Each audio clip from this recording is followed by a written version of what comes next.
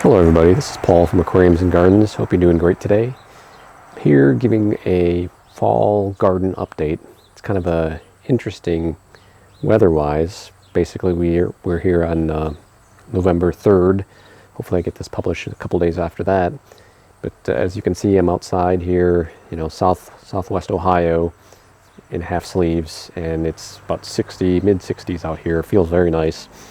So normally, typically what you would see around this time is, we would have had a pretty heavy frost come out and basically take down all the plants, kill all the plants, and then I would have removed them and taken them out. But so far we've only had a couple minor frosts, and actually a couple of weeks ago I did harvest most of my vegetables out of the garden over here, thinking we've got a frost coming soon, and we actually did have frost come, and so let me get all the vegetables out.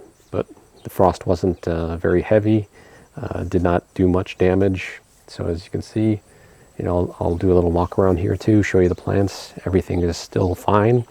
There's still flowers on the plants. And the pollinators are still coming by, hanging out in the flowers and getting what they need out of the flowers. It would be great if you could hit the like button and subscribe to this channel. It really helps out. So let's take a look, and I'll take you through my next steps and what I'm considering for the next year. The herbs here, you can see these are pretty much mostly done. Might be able to harvest a few leaves if we wanted to, but my guess is I'm just going to cut it down for the rest when the frost does come and take everything down. Mint is usually hardy, and you can actually see that they're still growing pretty well. Kind of sparse though. We did lose some stalks here and there, but we're not heavy users of mint, so this mint will still work fine. So in this garden over here,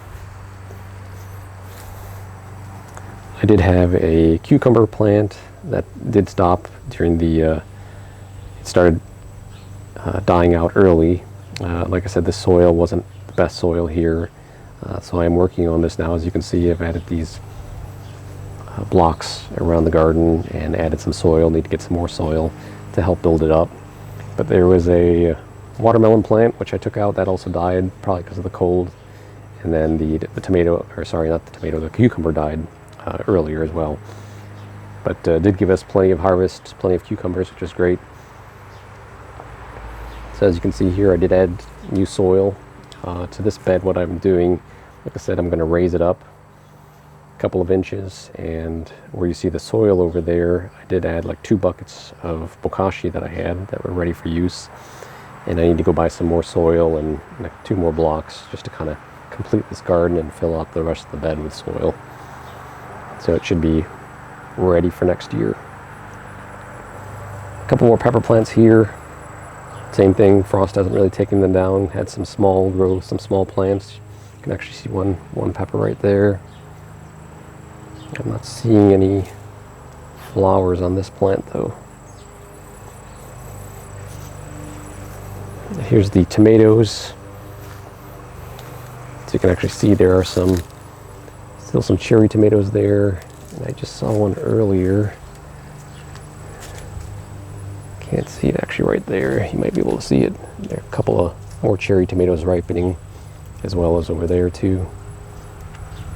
So the pepper plants back in this bed over here, they've stopped producing. I don't see many flowers on it. This bed does need some work over here, so I'm going to add the bokashi soil. Once I take everything down, I'll top dress it with bokashi soil. And as you can see here, there's a bumblebee enjoying some of the pollen, nectar from the flowers.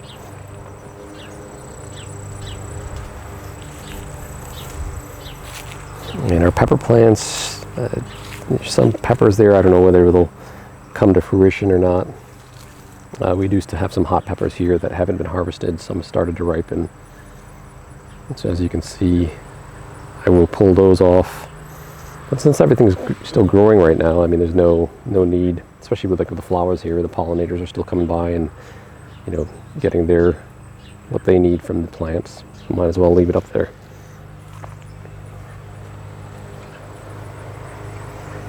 So for next year, what I plan on doing, like in this case, I have 6 tomato plants in this bed right here. And as you can see, it, you know, kind of with the weather, change in weather, some of the branches have started dying off, but it's pretty much filled this bed. And actually it also crossed over to the next bed over there. There's a little separation over here with stone, and so it, you know, the tomatoes just grew crazy, so they're growing over into the next bed.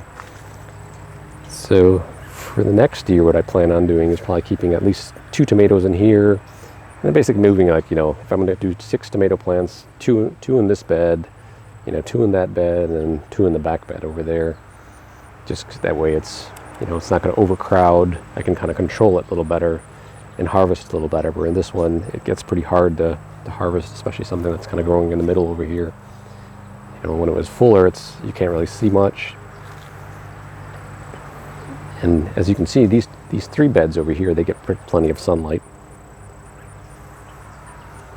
But this bed over here, because of the location, the positioning of the deck, you know, the sun doesn't get as much, not as much sun exposure over here. And so this I usually do for, you know, plant crops that aren't as that don't have as high a need for sunlight.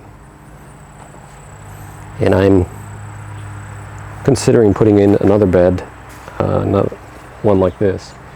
I still have to buy the lumber for it, but then assemble it and then probably put it over in this location here. And I'm thinking I might do an entire bed of just strawberries, just to see how that is. So we do like strawberries in our household, and you know, if I can grow them on my own, grow them here, it would be a nice thing. So that'll be something for next year if I get to that. You know, assembling the bed's not that hard. It's bringing in all that soil. Either if you buy the bags from your big box store, or I don't have a wheelbarrow, which, you know, I've got small beds, so I don't even have big yards, so I don't need much for a wheelbarrow. So the bags are a little easier versus, you know, but it still takes a lot of effort to, you know, bring those bags and walk them here into the backyard. And there's another smaller bumblebee. So as I've probably mentioned in another video, I do use a no-till method. I don't till these beds. I've tilled this bed right here once in the past, just when I initially started it off. It's because it's heavy clay and heavy mud, and so I just wanted to. But after the one time tilling, I don't plan on tilling it anymore. As I said, I'm going to build this up, make it a raised bed. And with the rest of these plants, what I do is, once everything's said and done, once the frost has taken everything out, and I'm basically just going to cut the plants right above the ground, and I'll leave the roots in. And I leave the roots in because the roots will help, you know, retain the soil, less erosion, and they also serve as good food for the worm population, as well as any other beneficial bacteria in the soil. So I will show that in a later video, the process I use. And once I'm taking all the plants out, you know, cut everything from ground level above, compost that, and then leave the roots in. So that's all I have for this update. Thank you for watching, and if you can, please like and subscribe. Hit the like button below and subscribe, and toss in your comments. What are your plans for your garden next year? Or how's your garden this year? Have you taken everything down, or is still stuff growing in your garden?